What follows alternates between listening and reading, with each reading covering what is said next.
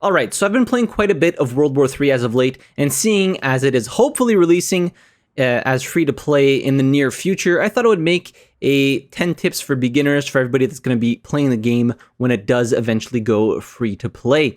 So tip number 1, go to Customize, hit Delete, clear all notifications, because that annoys the shit out of me. But all jokes aside, the real number 1 tip. So if you go to Customize and you go to Equipment, and then you can pick either of these pre-made slots, so you'll unlock more as you level up and progress your character. So if we go just to Assault here, one of the most important things that a lot of people glance over is the backpack. So in the backpack, you can have extra equipment as backup. So you can have a primary sight, you can have a secondary sight, underbarrel, muzzle, and a spare gadget.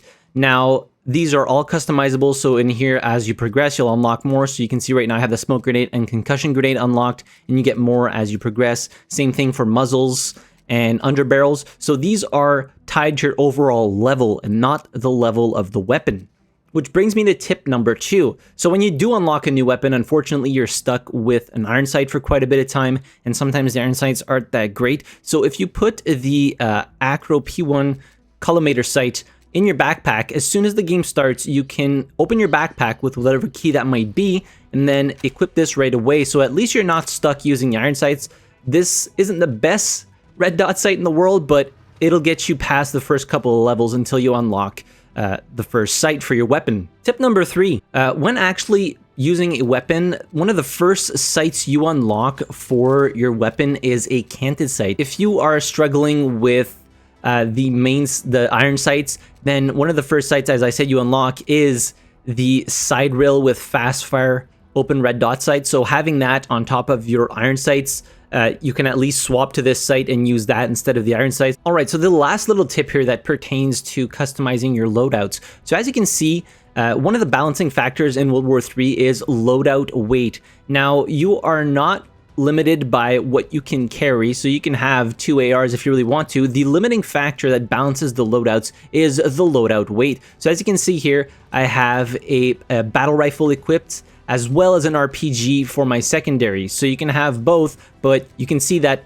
my loadout weight is actually at its maximum and I can't go any higher.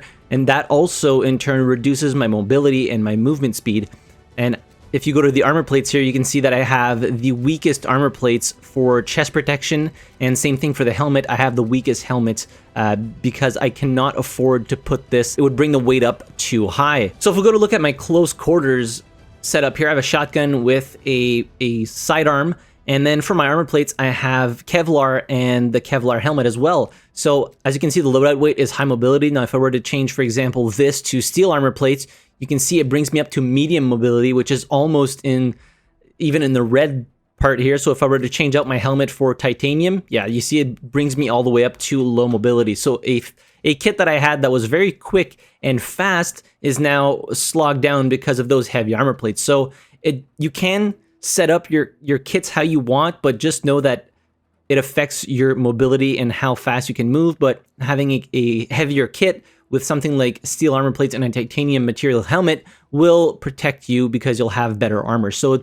it's kind of a toss-up between high movements and high armor, or very high caliber weapons and a rocket launcher versus barely no armor. So this is what balances out the loadouts in World War III. Tip number 5. So there's a maximum of 5 teammates that can contribute to reducing the time it takes to cap a flag. More than 5 teammates and it won't go any faster. Tip number 6, some streaks actually require you to pull out a tablet to call in the strike, or even remote control, for example, your helicopter. So make sure you are in a safe spot, because if not, chances are you're probably going to get killed. Tip number 7, so you can destroy most drones, such as UAVs, remote controlled helicopters, by shooting them with small arms.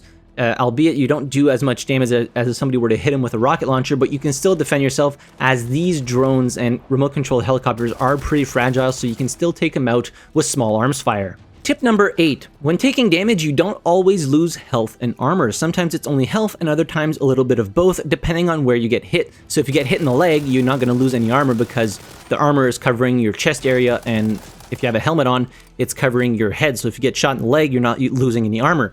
When armor gets hit, you can replenish it from armor pouches. So if you go to one of your loadouts and you check for the primary gadgets, you see you have a choice between a med pack, an equipment pack, which restores up to 3 grenades and gadgets, an ammo pack, which obviously restores ammo, and an armor pack. So sometimes you need armor to replenish the armor that's been lost, or sometimes you need health to replenish the actual health that you have lost, which eventually does replenish over time, but it is quite slow. So having somebody with a med pack in your squad is always a good thing. And coincidentally, always having somebody with a armor pack in your squad is also very helpful. Number 9, vehicles have limited ammo. You can bring them back to the maintenance platforms at your base for repairs and resupplies. Tip number 10, every soldier has a repair tool that can be taken out when close to a vehicle, which can be used to repair friendlies and destroy enemies. So there's no need to equip it as a gadget and take up one of your gadget slots. Everybody has a repair tool. You just can't take it out like willy-nilly. You have to be close to a vehicle and get the prompt to actually take it out.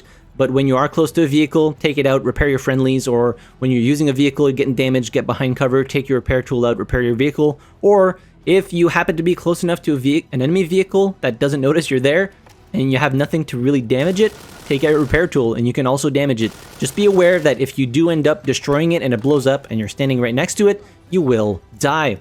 So those are the first 10 tips I have for first-time World War III players. I'm probably going to make another video here with 10 more tips because there is a lot to learn. You'll see once you get into World War III, there is quite a bit of stuff here to learn, and it can be a little bit overwhelming. But anyways, I hope you enjoyed this video. Hit the like button if you did. Subscribe to the channel if you haven't already. And as always, thank you very much for watching. I really appreciate it, and I'll see you guys in the next video. Have a good one.